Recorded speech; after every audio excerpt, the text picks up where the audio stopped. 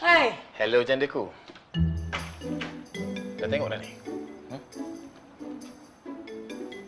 Kita orang seronok lah.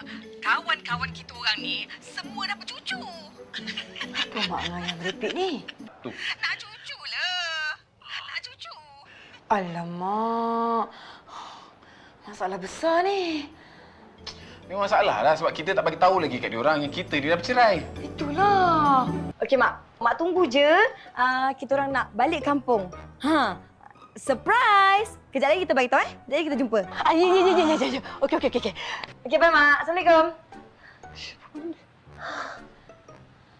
Sekarang. Mana boleh? Kita kena cerai. Bukan itulah.